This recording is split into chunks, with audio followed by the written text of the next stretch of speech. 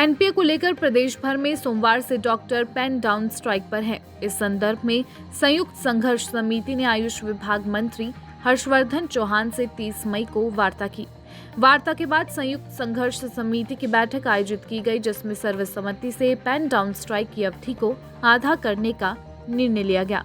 मंत्री ने संघर्षरत समिति को आश्वासन दिया है कि उनकी वार्ता मुख्यमंत्री से 3 जून को की जाएगी। इसके बाद की रणनीति वार्ता के बाद बनाई जाएगी।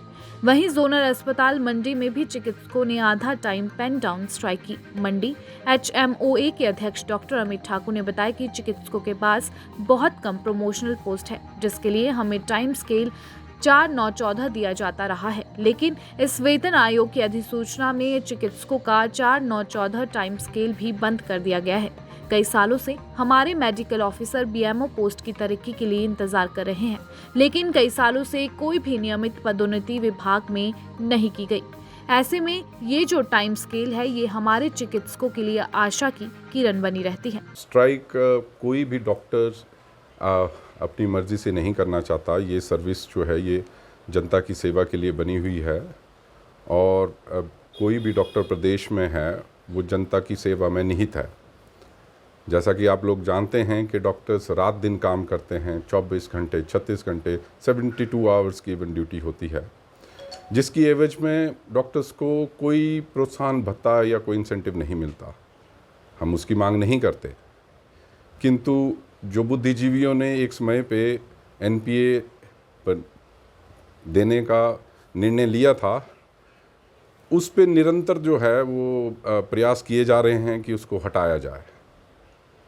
ये एक NPA नॉन प्रैक्टिस अलाउंस ही नहीं है, ये डॉक्टर्स को HRA नहीं मिलता है, उनको और भत्ते नहीं मिलते हैं, ये एक प्रोत्साहन राशि के रूप में भी देखा जाता है।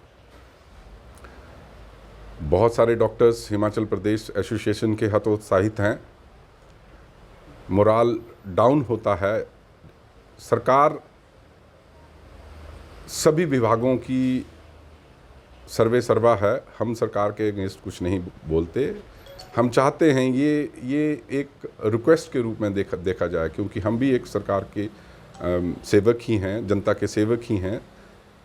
इसमें इस बात को से अभी जो पॉजिटिव निकल के आया है, वो जैसे CM साहब ने एक मीडिया ब्रीफिंग में कहा था कि इसको विड्रॉ भी किया जा सकता है, हम उसका स्वागत करते हैं। इंडस्ट्री मिनिस्टर मिस्टर हर्षवर्धन जी से हमारे कलीग्स ने बात करी, उन्होंने आश्वासन ये दिया कि 3 तारीख को मुख्यमंत्री जी से मुलाकात की जाएगी। हमारे और भी मुद्दे हैं, जिसमें 4-9-14, जिसमें ये मैं अवगत कराना चाहता हूँ कि 4-9-14 का जो शुरुआत हुई थी, उसकी फाउंडिंग पॉलिसीज़ में डॉक्टर्स का योगदान है। BMO पोस्ट, जो हमारे BMOs सीनियर BMO पोस्ट पे चले जाते हैं, उनको BMO पोस्ट या उसके इक्विवेलेंट पोस्ट नहीं दी जाती। हमारे MS जॉइंट डायरेक्टर के पोस्ट में जो हमारे कार्डर की पोस्ट हैं, वो हमारे सीनियर डॉक्टर्स जिन्होंने पूरी उम्र अपनी जनता की सेवा के लिए लगाई होती है, उनको जब उनका वक्त आता है उस पे आसीन होने का, उस पदासीन होने का, तो उसकी जगह कहीं दूसरे विभागों के या प्रशासनिक अधिकारी को वो पद दे दिया जाता है। तो ये रेगुलर DPC के द्वारा इनका चयन होना चाहिए। सरकार से यही मांग है कि हम जनता की सेवा में कार्यरत हैं और आशा करते हैं कि आप अपने चिकित्सकों का ख्याल रखेंगे। धन्यवाद। वहीं HMOA मंडी की महासचिव डॉक्टर वैशाली शर्मा ने कहा, डॉक्टर बनने के लिए कड़ी मेहनत करनी पड़ती है। अन्य अधिकारियों को ट्रेनिंग पीरियड पर भत्ता मिलता है, लेकिन हमें नहीं मिलता। इसलिए डॉक्टरों की मांगों पर सरकार ध्यान दे, ताकि प्रदेश में स्वास्थ्य सुविधाएं और अधिक बेहतर हो सके। मैं इस बारे में ये बोलना चाहती हूँ कि जो भी हमारे कॉन्ट्रैक्चुअल अमाउंट है 300-400, अभी वो जैसे ही रेगुलर कैंडिडेट को NPA नहीं मिलेगा रही हैं। मैं यही बोलना चाहती हूँ कि छोटे स्तर से बड़े स्तर तक हर चीज़ में एक नोटिफिकेशन नई जारी हो जाती है।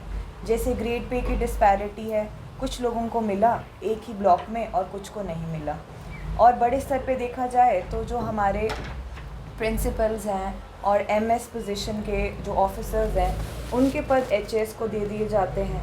तो उससे क्या होता है कि एक डॉक्टर भी एक इंसान है, उनको अपनी कॉम्पिटेंसी पे डबल थॉट्स दिलवाना कि आप उस पोजीशन के लिए कार्यरत होने के लिए इतने सक्षम नहीं हो, वो अपने आप में ही एक स्वाभिमान को एक ठेस पहुंचाने से कम बात नहीं है।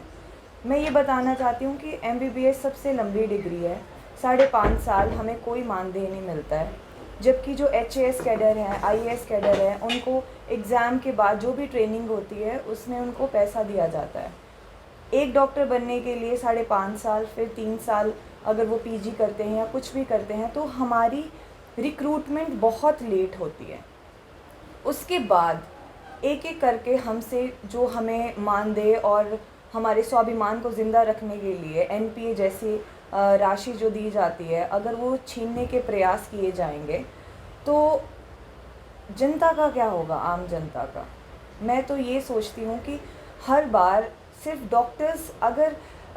डॉक्टर्स को ही क्यों टारगेट किया जाता है। अभी आपने देखा है प्रदेश में क्या, पूरे ऑल ओवर इंडिया डॉक्टर्स पे कितना शोषण और कितना वायलेंस हुआ है। कोविड को गए हुए अभी 1 साल भी नहीं हुआ है और लोग भूल गए हैं कि उस वक्त, उस महामारी के दौरान डॉक्टर्स ने कितना श्रम किया है। डॉक्टर्स एक एक हफ्ता अपने घर वालों की शक्ल तक नहीं देखते थे, एक एक महीना अपने छोटे नवजात शिशुओं को भी उन्होंने अपने किसके भरोसे छोड़ा होगा, कभी किसी ने पूछा है ये?